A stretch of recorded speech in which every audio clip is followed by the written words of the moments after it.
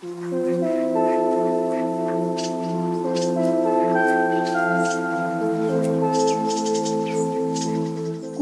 এক সাধারণ মানুষ গণেশ শ্যামল।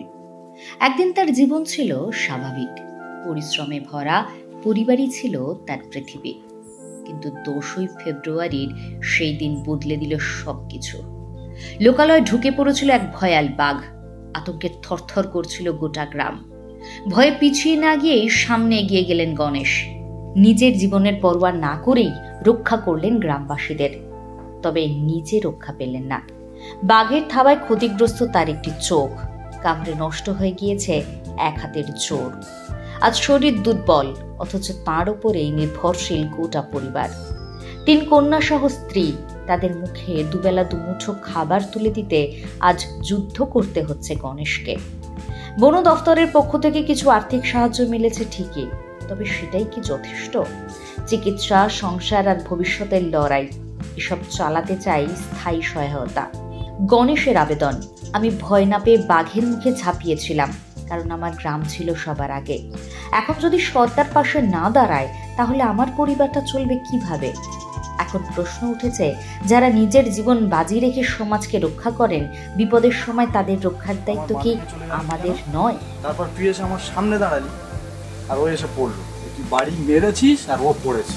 বাড়িটা কিন্তু এইভাবে মারতে গেছি। হ্যাঁ, বাস ভাই মারার সময় এসে এই হাত যখন এইখানে করে দিল, 10 সাঁতাতে গালে ভিতরে হাত ঢুকে দিল।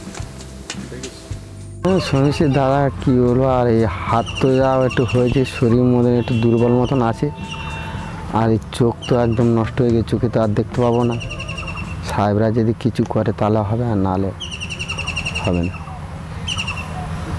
একটা চোখেই দেখতে পাচ্ছি এখন? একটা চোখে দেখতে পাচ্ছি। কাজকর্ম কিছু, সংসার চলছে কিভাবে? সংসার মানে যেটুকুটা ওই কাজে বাঘ ধরা কাজে গিয়েছিলাম, সেইটুকুনে চলতি। ওরা তো বলে মাসকে মাস বাজার দেবো, অফিস থেকেও তাই বললো। ওরা একবার বাজারে 1 মাসে বাজার দিয়ে আর তো বাজার দেয়নি। এবার শুধু ওই বাবলুদার মামা না কে এসেছিলো, ওরা একটা দান দেখেছিলো, এই যা দেওয়া, ওই দানের উপরেই চলে হয়ে গেছে। এবার আমার যেটুকুটা ইনকাম করার ছিল বাঘে, ইনকাম করতে সেই টাকাটা পেয়েছিলাম, সেইখান থেকে খরচ হচ্ছে, টুকু বাজার চলছে। কত টাকা দিয়েছিল বন দপ্তর?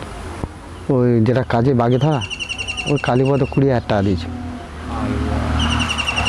আর ফরেস্টার অফিস থেকে 1.5 লাখ টাকা দিয়েছে, আর কিছু পাইনি। এবারে কত করে রোজ পেতেন আপনার? রোজ 1000 টাকা করে পেতাম। এখন কি চাইছেন? হ্যাঁ, আমার চোখটা ভালো হলে আমি চাইছি কাজকর্মটা যদি সরকার যদি কাজকর্ম দেয়, আমার তো আর নদীতে আর লাভাতোর ক্ষমতা হবে না, লাভ দেবো পারবো না। এখন এই ছেলেপুলেকে নিয়ে তো আমাদের করে কর্ম খেতে হবে। যদি চাকরি যদি একটা দেয় তো ভালো কাজকর্ম। চলাতে একদম সংসার তো একদম করতে গেছে, স্বামীর তো এই অবস্থা, চোখে দেখতে পায় না, খাটাখানিতে একদম বসতে হয়ে গেছে। 3টে বাচ্চা নিয়ে এখন কি করে খাবো, এখন সেই চিন্তা। এখন যদি কিছু যদি কাজটা যদি দেয়, কাজ দিলে তো আমার না একটু করে করে খাই, আর কি করবো। বন দপ্তর কি পাশে এসে দাঁড়িয়েছে কিছু?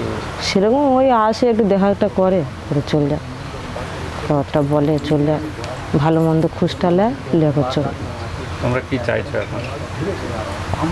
যদি সরকার যদি একটা কাজটা যদি দেয়, দিলে তাহলে আমার তাহলে গিয়ে করতে পারে, তাহলে কাজকর্ম নিয়ে যাক, সংসারটা তো চালাতে। আমার স্বামী তো আর দেখতে পায় না, চোখের মধ্যে একটা চোখতে এই অবস্থা, বস্তি হয়ে আছে, আর মাস তো বস্তি হয়ে আছে।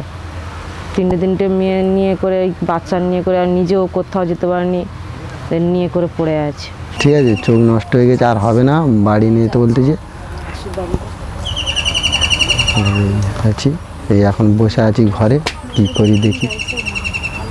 কিছু তো করে খেতে হবে দাদা, না দিলেও করে খেতে হবে, আমার এক চোখে হলেও করে খেতে হবে, কিছু করার নেই, নাহলে চলবো কোথায়? এই ছেলে পুলে নেই, 3টে মেয়ে।